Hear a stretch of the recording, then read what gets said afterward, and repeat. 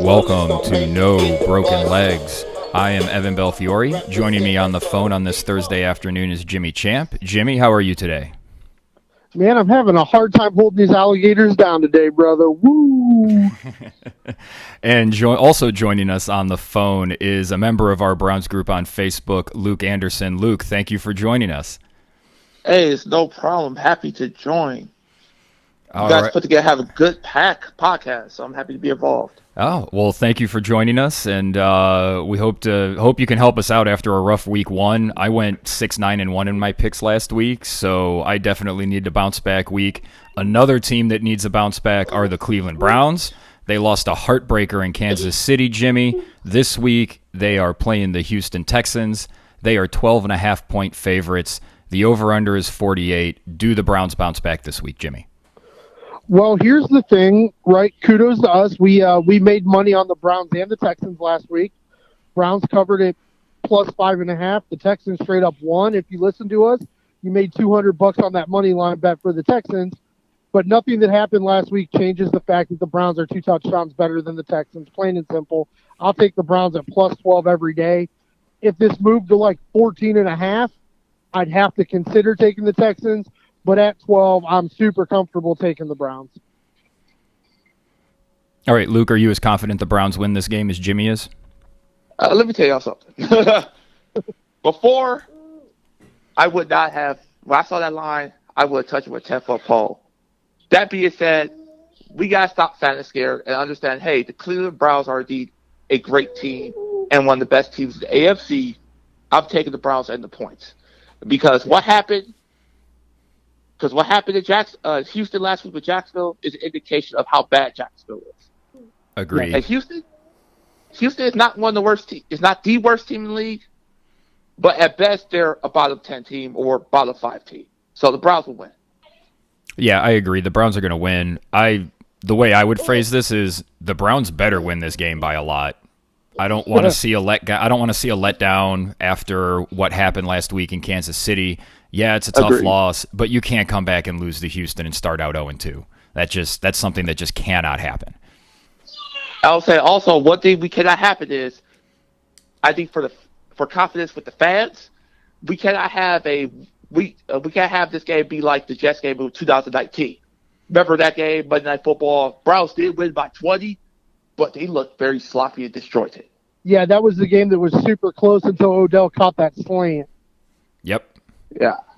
Yeah, I agree. They have to dominate this football game, but I don't think Houston has the offensive line or the secondary to make this a hard outing for the Browns. The funny thing is, a lot of Houston Texans fans are drinking the Kool-Aid right now. I've been on their community page or Bleacher Report, and they're drinking a little bit of Kool-Aid right now.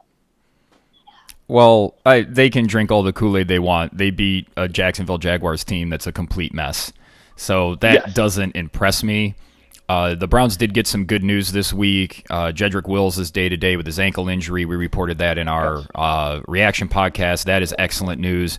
Kevin Stefanski yesterday came out and ruled OBJ out, so he will not be playing on Sunday. I don't think the Browns need him for this game. Luke, when do you think we see OBJ on the field? To be honest, I don't think we see OBJ until San Diego. I mean, the LA Chargers. It's all right. I still make that mistake all the time, too. Yeah, I don't think we see him until then. I think the Browns are being very careful with his injury, bring him back slowly, because you need to know your body. And last thing you want to do is bring a guy back too soon, and he gets hurt worse. The only thing that confuses me about that is that there are other guys that had similar knee injuries that are already back and playing that got hurt after him. Yeah, but everyone heals differently. That's the best way I could describe it. Jimmy, you're our OBJ guy on the pod. When do you think he comes back? I think the second OBJ is healthy enough to run crisp routes, Kevin Stefanski will want him out there because he'll want as many weeks as he can to run the full offensive scope. But I just don't think he wants to put OBJ out there until OBJ tells him he's 100% ready to go. And once again, we've got a couple games here now that OBJ isn't going to isn't going to make a difference in the game. Like, as opposed to the Chiefs game where there were a couple plays where we're like, man, if OBJ was out there could have been a different outcome. That better not be the case against the Houston Texans.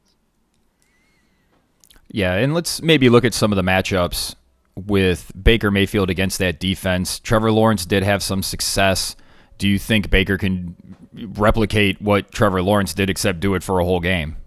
Yeah, I don't think he'll have to do it for a whole game, but I think you'll see – I want Browns fans to not freak out, but you're probably going to see a lot of scripted passes to start the game because Houston has an okay-ish run defense, but their secondary is horrific. Like, their secondary is one of the worst in the league. And if Jacksonville had any idea of what they were doing, they would have been able to exploit it earlier and not got blown out the way they did. So I actually expect Baker to come out slinging it.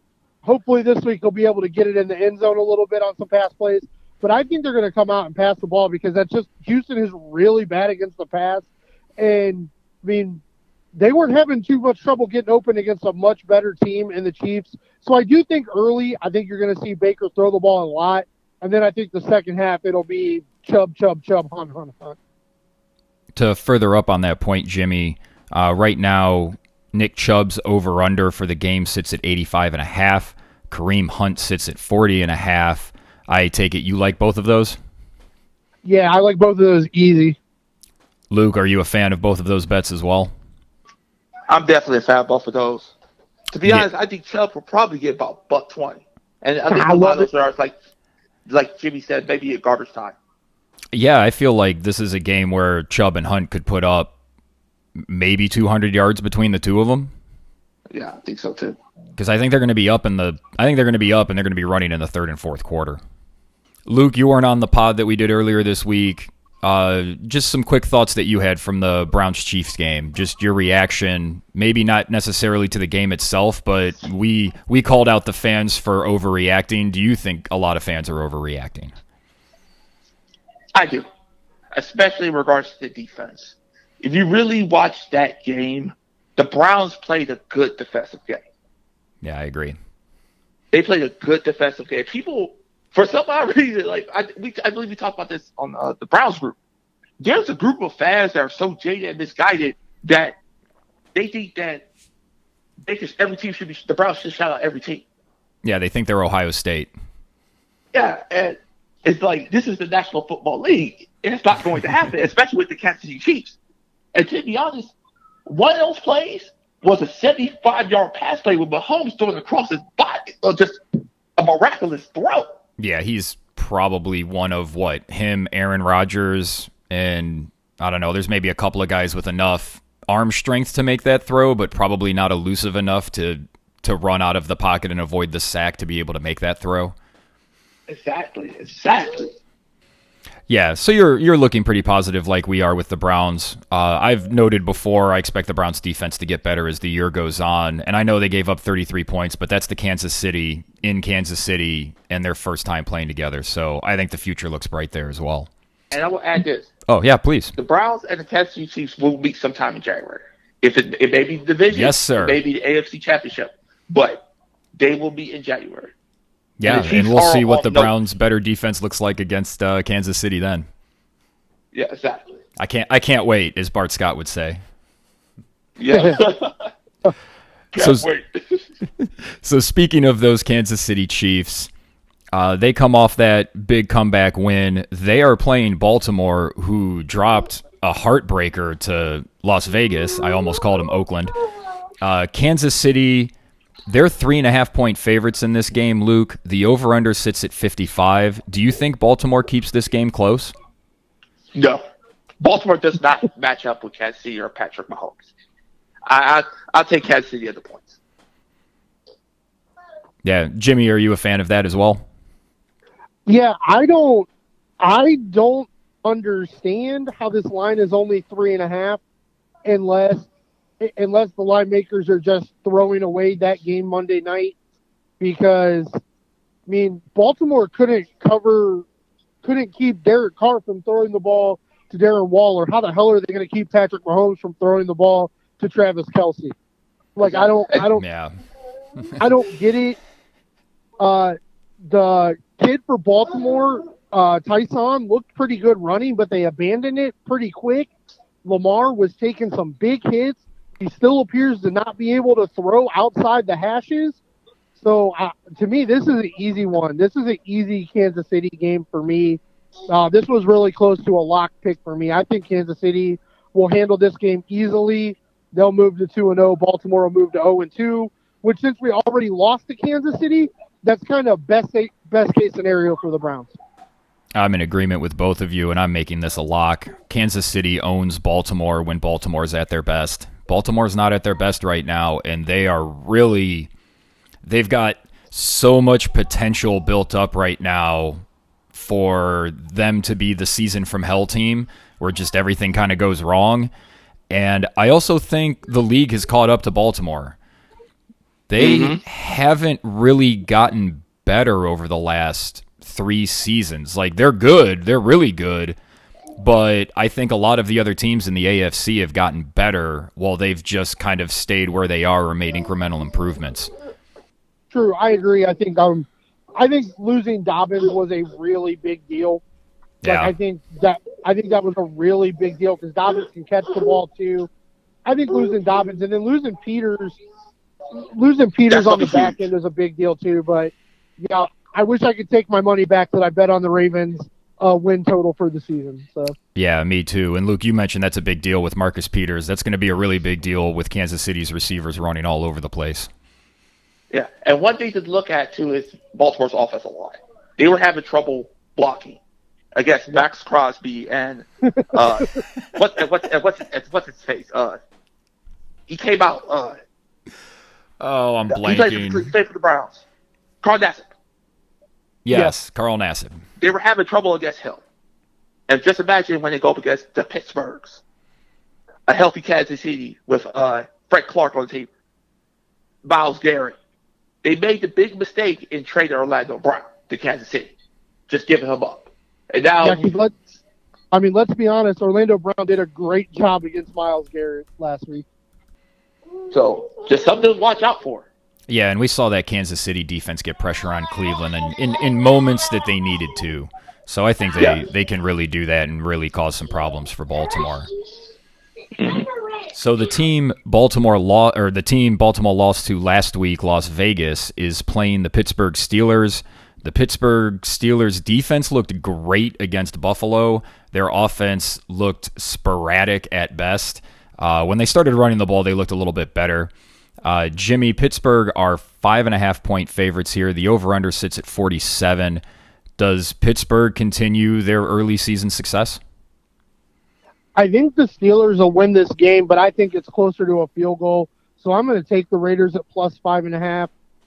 Watching the fast pass of that Steelers game, their offense did not look good. I still think Vegas stinks. I don't think they're a good team. I think it was more of an overvalued Baltimore team than an undervalued Raiders team. But I am going to take the Raiders at plus 5.5.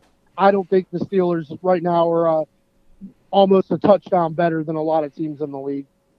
Yeah, and I guess when I looked at this line, the first thing I thought, Luke, was after that offensive performance, how can Pittsburgh be favored by that many points against anybody? Agreed, and I definitely agree. That offensive line still looks, it's early, but that offensive line still looks suspect. Yeah. And I know a lot of people are high on Najee Harris. I think he's going to be a good back too, but it takes the special elite backs to do something with a crappy offensive line. So I think Pittsburgh will win the game outright, but I take the Raiders at the points. Yeah, that puts us in agreement. I'm taking the Raiders in the points.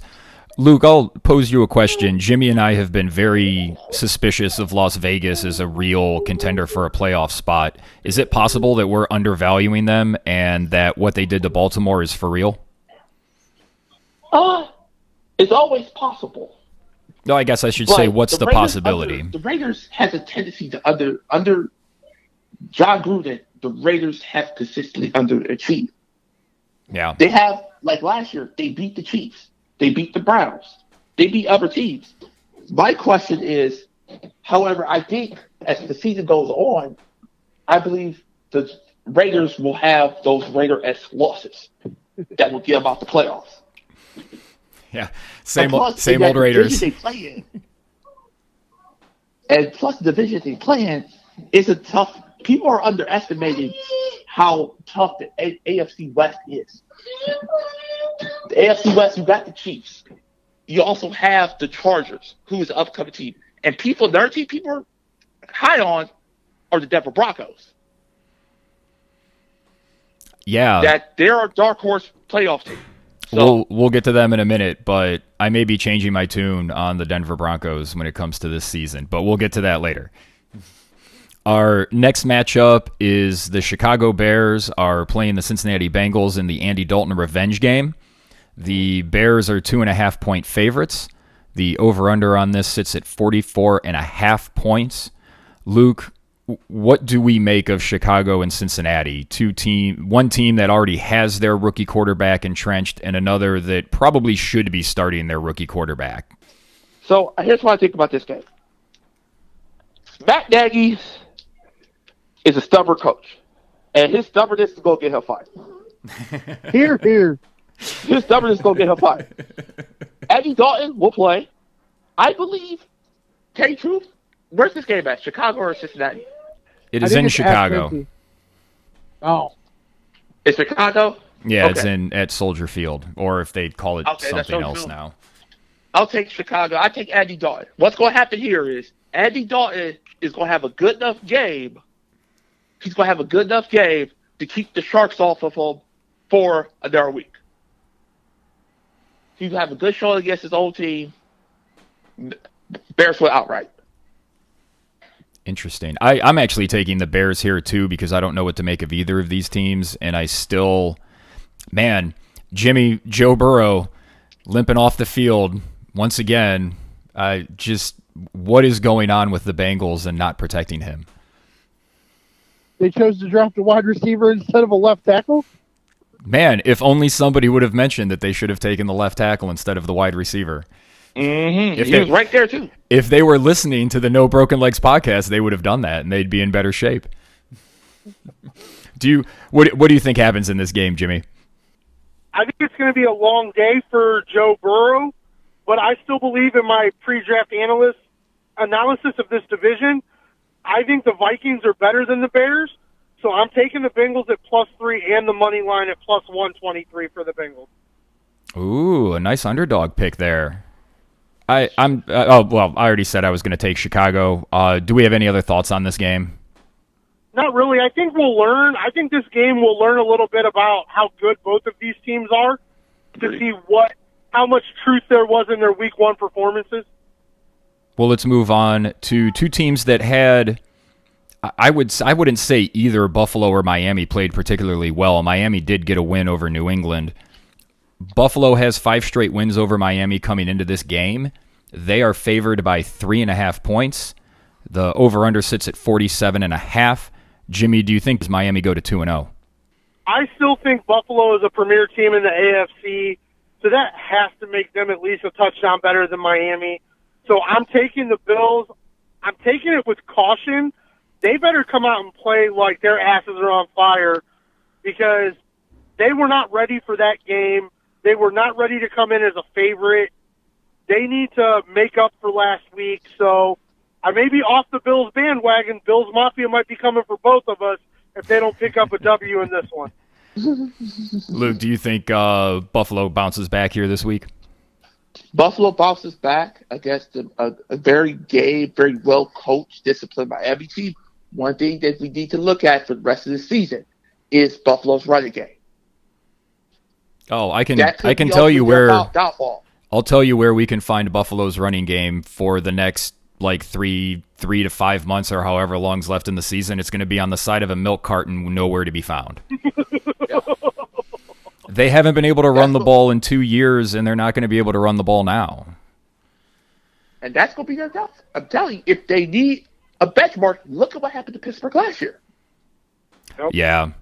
And look what happened to them last year. One of my early things has been good defenses, or I should say elite defenses against one-dimensional teams, and I think that was something that happened last week with them in Pittsburgh. I don't think Miami's quite as good defensively, And I just don't think they have enough offense to keep up with Buffalo, even if they slow them down. Yeah, I agree with that. And one thing, the other thing before we go to another game is we need to watch the Tua saga. There's a little saga going on in Miami with Tua Tagovailoa. They don't think very highly of him. I wonder. So I guess I'll ask you the question, Luke.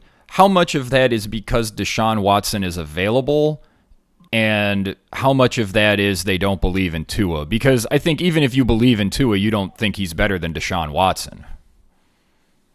Yes. I think it's more they don't believe in Tua. And remember, this was this discussion going on last year with Tua, where they really didn't believe in Tua. And they went 10-6 with him. And I think that people believe that they're a better coach, good defense, and a weak schedule got them 10-6. It doesn't help. It doesn't certainly help that Deshaun Watson is hanging out there in no man's land. But just something to watch out for in Miami. Yeah. Jimmy, you're higher on Tua than I am, aren't you? I am. I don't know if Miami's going to give him the time he's going to need to improve. We just got to remember, even at the collegiate level, Tua didn't get that many snaps. He didn't play that long. So I think they just need to stick with him. They've got a lot of pieces all over the offense. I think they just need to let him play. But as we talked about when we were doing our AFC East preview, it would not surprise me if they thought Tua was the problem and they yanked him out and put Jacoby Brissett in for the majority of this season. Man, that would just be. We talked about it during our AFC East preview. If Jacoby Brissett is going in for Tua, that is just that's not good. That basically means Tua's done. Yeah. Wow, that would be crazy. All of the AFC East teams are playing each other, and our next matchup is the New England Patriots are playing the New York Jets, a battle of rookie quarterbacks, Zach Wilson and Mac Jones. Both looked mostly okay in their rookie outings. Luke, who do you think wins this, what we would expect is the first of many battles between these two quarterbacks? Mac Jones get his win. Bill Belichick eats rookie quarterbacks for lunch. Yeah. Oh, sorry. I forgot to read the line. New England is favored by 6, and the over-under is 42.5.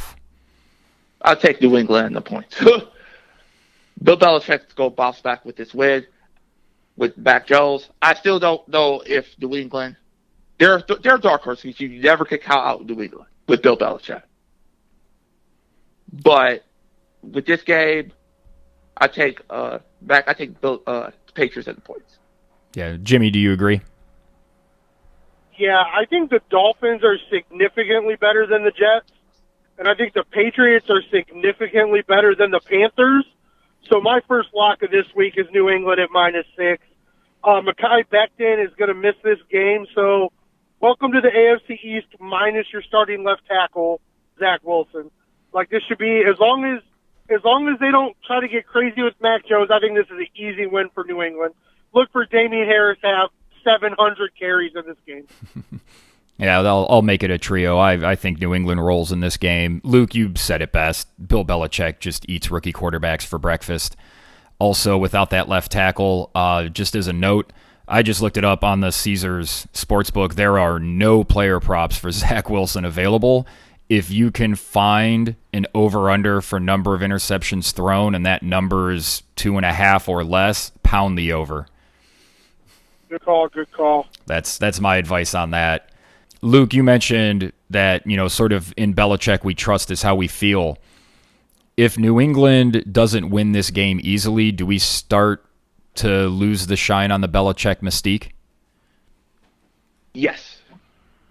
Yes, you do. And I think everyone kind of took last year as kind of like a lot of the hardcore Belichickians, I like to call them, looked at last year like an anomaly. But I can tell you one day, he was embarrassed last year. Because not only did they miss the playoffs, but Tom Brady won the Super Bowl. Yeah, that doesn't help. It doesn't help at all. And what happens is, even if he does win this game, if the Patriots miss the playoffs again, that shine is going to be, I believe, completely worn off.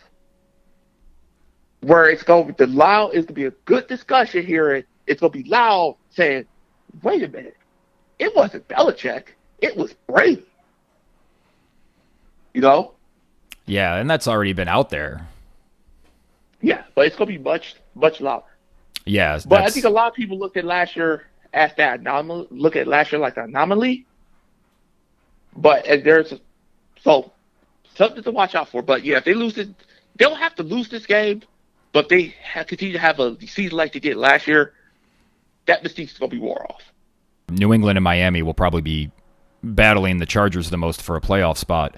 The Chargers are playing the Dallas Cowboys. The Chargers got, I guess we can call it a nice win against Washington, but Ryan Fitzpatrick went down.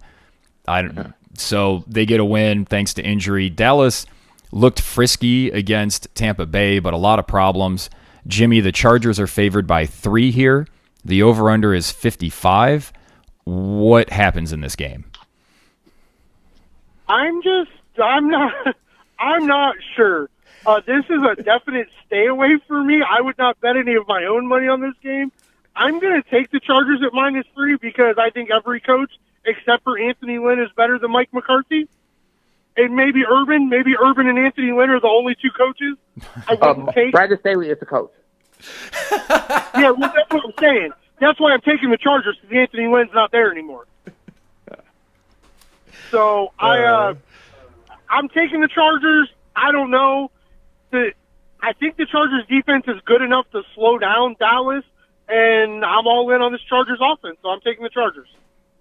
Who do you like here, Luke?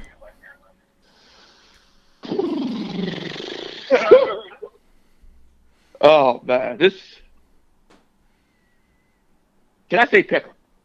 Can I say push? You can do whatever you want, man. I go with push on this. This game is too tough to call. Where's the game? Is it L.A. or Dallas? This game is in Los Angeles. Los Angeles. You know what? I still say push. Yeah, I mean, the Cowboys will still have more fans in the stands. Yes.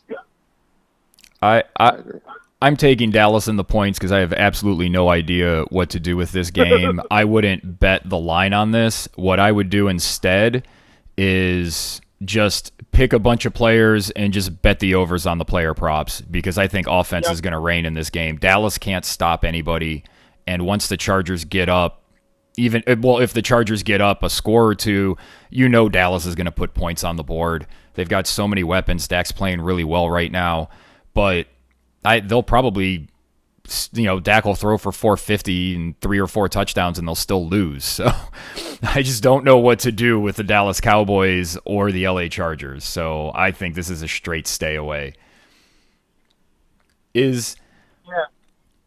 We're all Ohio boys. We grew up in Ohio. Is Ezekiel Elliott done?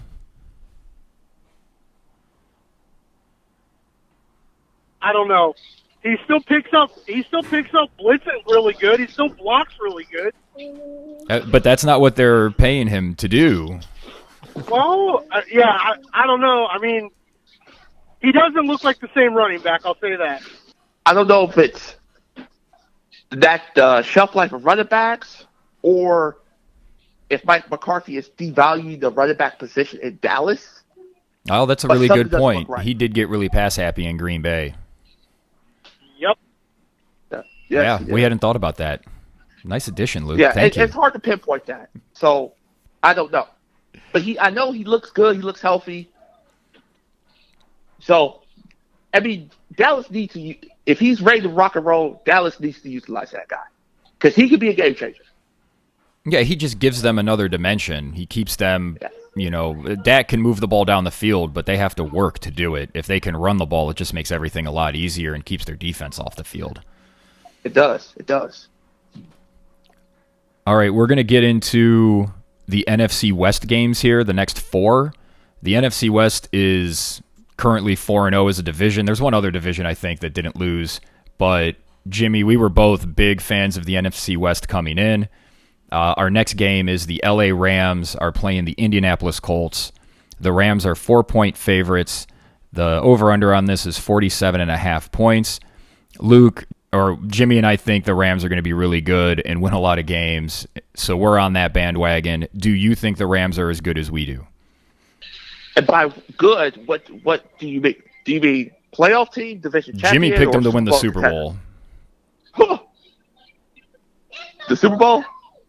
Yep. I think they're an NFC Championship contender because I think this season for the Rams will be a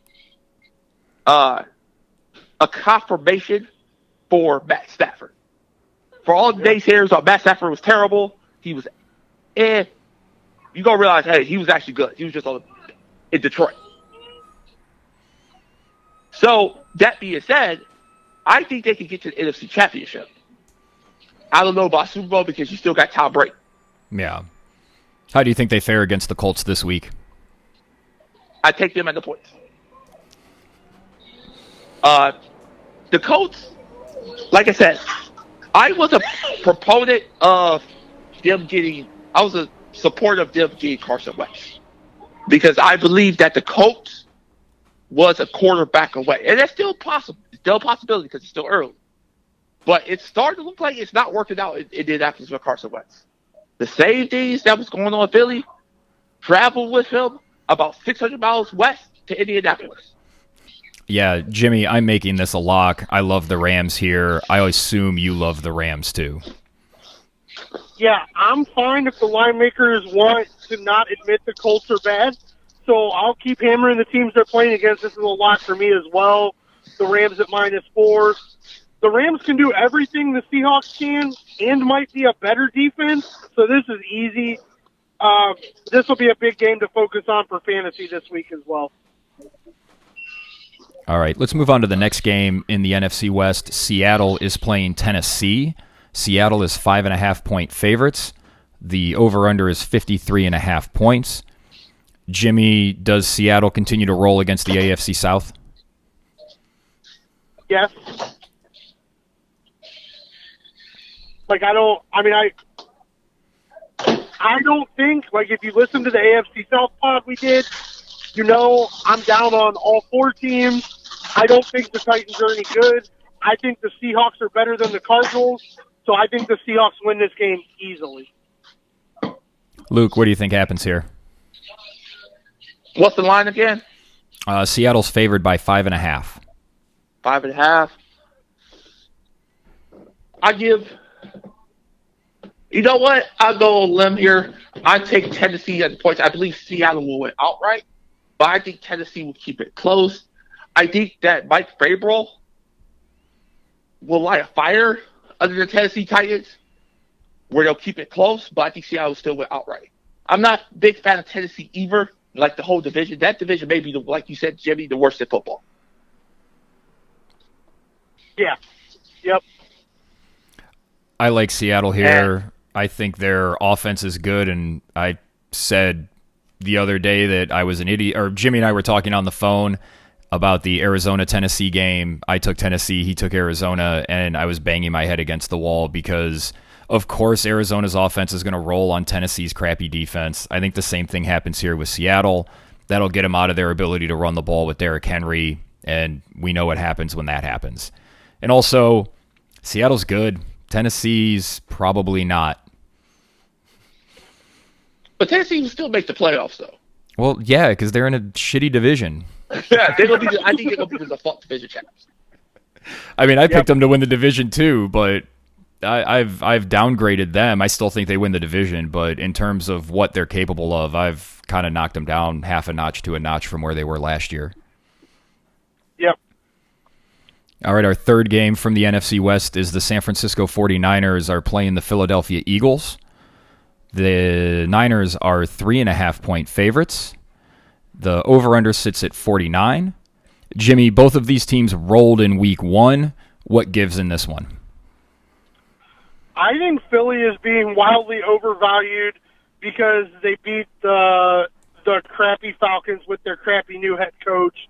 I think San Francisco is still easily a touchdown, if at least 2 field goals, but at least a touchdown better than Philly. So I'm taking San Francisco here. I don't think there's much to this game.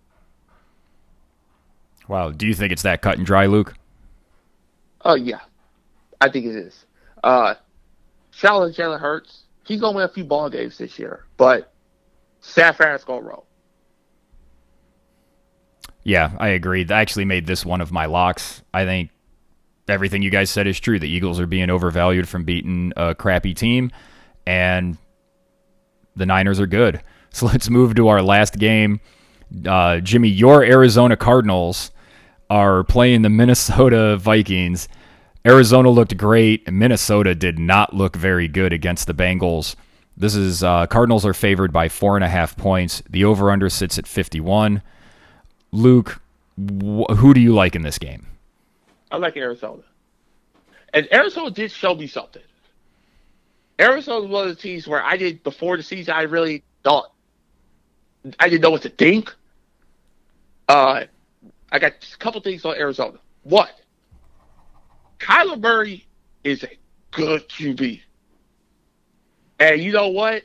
If you have a coach, that tells me that if you have a coach a good coach that can play to a skill set, anyone could be a good QB in the NFL. Because remember the knock out of college was Kyler Murray was too small. He was this and that. Cliff Kingsbury comes in, basically builds the offense around Kyler Murray's skill set. And look at what's going on. Even though Kyler Murray was like 5'6". I'm bigger than Kyler Murray. And Kyler Murray got beat up last year, and there's a lot of talk that his shoulder injury is why that offense sputtered in the second half of last season. Jimmy, do you think Arizona keeps rolling this week? Well, I am not as optimistic about Luke as Kyler Murray as a quarterback or Cliff Kingsbury as a head coach, but I think they'll easily beat the Vikings by 4.5. I think they're a touchdown better than the Vikings, which hurts me because I want the Vikings to be good. But, man, did they look weird against Cincinnati.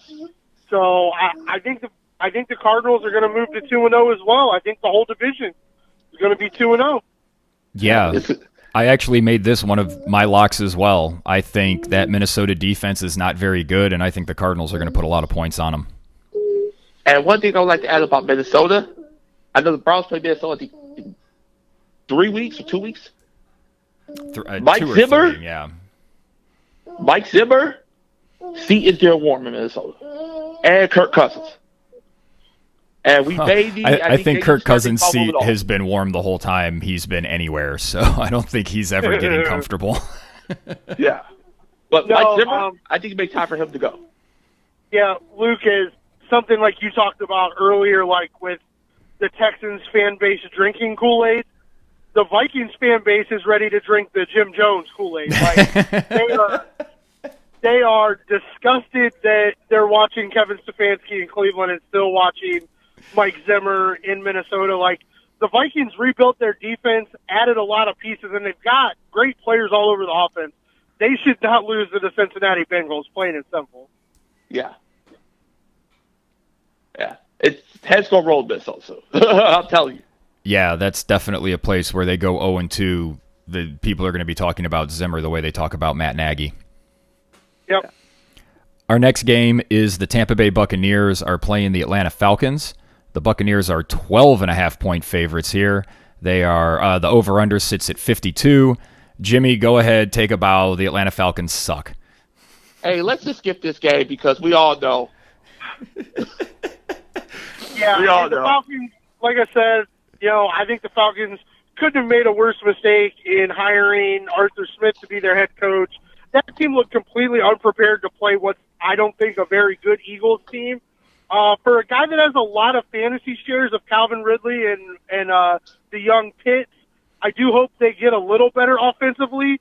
But that one clip, Matt Ryan did not look like he wanted to get up and take another snap. Like, he looked dead. Tampa should have no problem winning this game by 2 touchdowns. I think it'll be a little bit better overall performance for Tampa. I think this will help them solidify themselves as it'll make them feel better because they couldn't feel great after the way the Dallas game went. I think they'll feel real great for themselves after this week. All right, Luke, you seem like you're just going to take Tampa Bay and let's move on. Yeah, move on. All right. So we have another game this week. There's 3 games this week where the line is over 10. The first one was Cleveland-Houston. We just covered Tampa-Atlanta. The third one is Green Bay-Detroit. Green Bay are 11-point favorites after the giant deuce they just took on the field last week. The over-under sits at 48.5. Luke, do the Packers get back on track? Will everybody relax? Oh, yeah. Well, here's the thing. I don't think everyone's going to relax. Do the Packers win comfortably against the Lions? Yes, they do, because the Lions are the bottom 5 team in the NFL. That being said, I think the Packers win comfortably, but I don't think people will relax because the Aaron Rodgers saga in Green Bay is going to continue all season. And I tell you what, and that loss against the Saints last week, seeing them get beat 38-3, that something was. I know things happen. Knock on wood, things happen, but something just didn't seem right. I believe that Green Bay will implode. Wow. Jimmy, Luke agrees with you that this team's heading for a disastrous season. I'm not sure if it's going to be disastrous, but they're going to have to show me before I'm willing to pick them as a 10-point, 11-point, 12-point favorite. Detroit looks like they might be poised to be that backdoor cover team this year, like Cincinnati was a lot last year before Burrow went down. I'm taking Detroit at the points, and I'm also going to throw like $25 at the Lions money line at plus 370, because if Green Bay plays the same way they did last week and Detroit plays the same way they did last week, Detroit could beat the Packers. And that's disgusting because Detroit's roster is horrible. Like, they're horrible, but Green Bay didn't look like, as a team, they didn't look like they had any interest in playing in that football game. Well, and also this. Jimmy, they're also going to have to get more dialed in. And one thing, too, Detroit, they scored a lot of their points in garbage time. Oh, absolutely. Go ahead. No, I'm just saying, just think about that before you say, about how good the Lions play. They scored a lot of points in garbage time. Well, that San Francisco team I watched is way better than the Packers team I watched. So that is true. I like Green Bay to win this game. I think they win pretty easily. I think they roll. I think they get back on track. And I love the Cleveland, Tampa, Green Bay 3-team money line tees. Oh, absolutely. Our next matchup is the Thursday night matchup. The Washington football team, who Jimmy and I are only referring to as the Armada moving forward, are playing the New York Giants. I thought the Giants might be not terrible this year, Jimmy. You thought they would be, and it seems like you're right. Yeah, they looked pretty ugly. Not that the Armada looked great. I'm taking the Armada. Is it still minus 3.5? Oh, sorry, I didn't read the lines on that one either. It is Washington is favored by 3.5, and it is a 40.5 over under. Yeah, I'm taking the Armada at minus 3.5, and I am personally going to hammer this on. I don't think there's going to be a lot of points scored. Heineke actually played really well in primetime last year, so maybe he does it again. Maybe he's got some Brett Favre in him. I don't know. I think this game is going to be horribly ugly, and I can't wait to watch it. Luke, what do you make of these two teams? First of all, two teams. I believe Washington wins. The Giants are not that good, but the Washington football team has a great defense. Here. And I think the defense will carry them to victory. Yeah, I completely agree. Daniel Jones doesn't look like a very good NFL quarterback. And if a Justin Herbert-led offense puts 20 on Washington, I can't imagine a Daniel Jones offense putting more than like 13. I agree. One thing to look out for with the Giants is there's talk that Saquon Barkley maybe a little overrated. Well, I don't know if we can even rate him. He doesn't play. Agreed. He's always hurt. But one thing I'm hearing the docs is that he may not be as good of a running back as made out to be. They look at that stats of college and how he has the Trent Richardson syndrome, I like to call it. Oh, those of us who are older remember Kajana Carter, and we call it the Kajana Carter syndrome.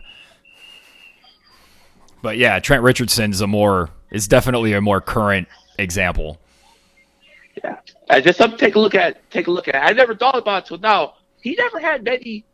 He had like more like bad running games than he does good. Yep. Yeah, he's definitely been disappointing as a pro.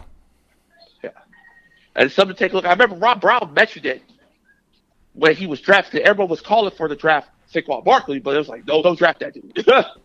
Yeah, well, Jimmy and I were on the take a quarterback, do not take a running back at the top of the draft. And Nick Chubb has proven us right. You can get great running back talent outside of the first round. Agreed. Yep. Our next game is the Denver Broncos are playing the Jacksonville Jaguars. Denver are 6-point favorites. The over-under on this sits at 45. Luke, Teddy Bridgewater and the Broncos looked pretty good in their win. Jacksonville looked like a disaster.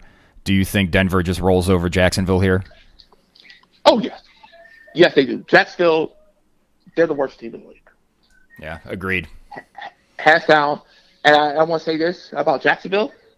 I believe Jacksonville, they're going to be that 2-15, 1-16 team. I believe. Oh, they went 1-15 last year. Oh, well, they're going to do it again this year. and I believe Urban Meyer, I still standing by this. He's not going to last 2 years in Jacksonville. Well, when the USC job got opened, there were already rumors of him going to USC and bailing on the Jaguars, Jimmy. That can't make anybody in Jacksonville happy. No, it can't make him happy that he was yelling at his offensive coordinators in the preseason. It can't make him happy that he looked overwhelmed by a virtually unknown Houston rookie head coach. Like, that team's a mess. Man, it's going to be a long season for Jacksonville. I do want to pour one out for Jerry Jeudy's ankles. I hope he comes back healthy. They're looking now 6-8 weeks without Jerry Jeudy. I thought he could be really special in that offense this year. We'll see what happens when he comes back. But this is my last lock. I think Denver wins this game easily. We're in agreement. I made this a lock, too. I think Denver rolls. I think Jacksonville looks so much like those early 2010s Browns teams that were just terrible. The Jaguars remind me of the 2016, 2017 Browns. Those teams. They remind me of those teams.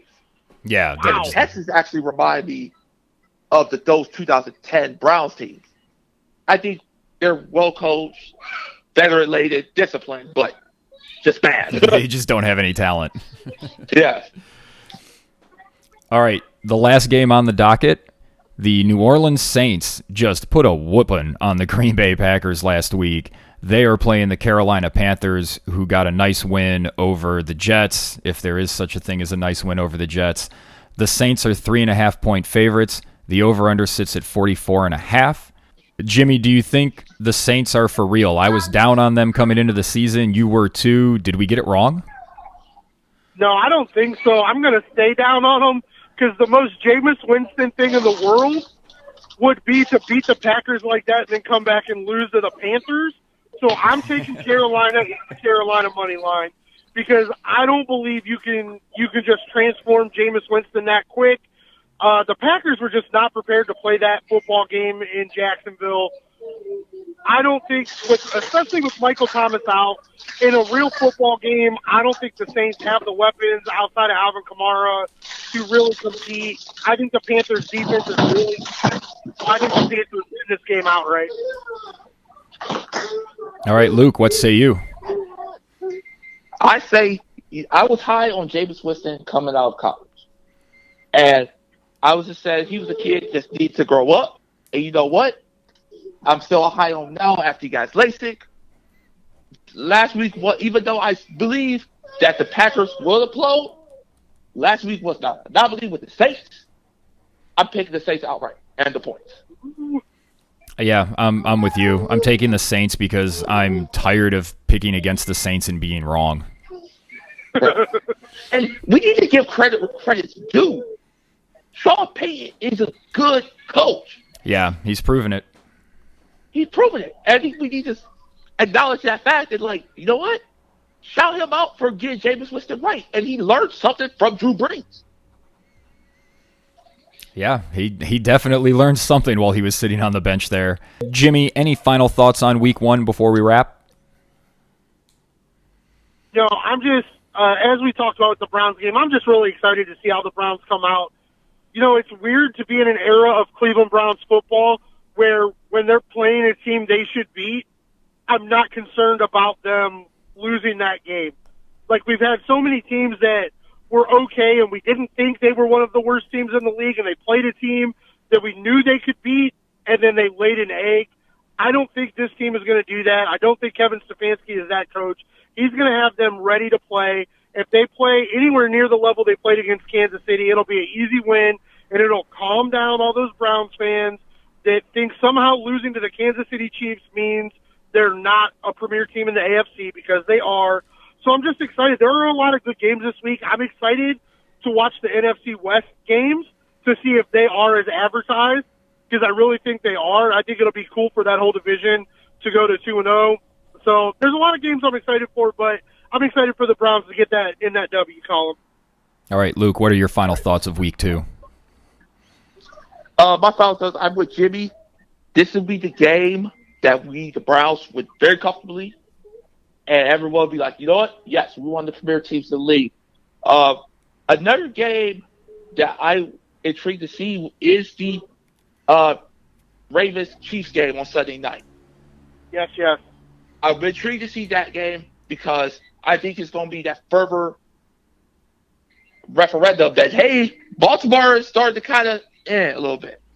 So, yeah, and sort of to piggyback on your point about Baltimore, Luke, the 4 teams that I'm watching very closely this week are 4 teams that I'm more down on than a lot of other people are, and that is New Orleans, Arizona, the Chargers, and Miami. If those 4 teams come out and show me something this week, I'm going to change how I talk about them. Yeah. All right. Well, Luke, thank you very much for joining us and on this Week 2 Pick'ems pod. Hey, it's no problem. I'm just happy to join you guys. I'm sorry if my kids were a little bit of disturbance. It's usually hit or miss. Some people love it, some people don't. But that's the nature of COVID. that it is. Jimmy, thank you for joining us. No place I'd rather be, brother.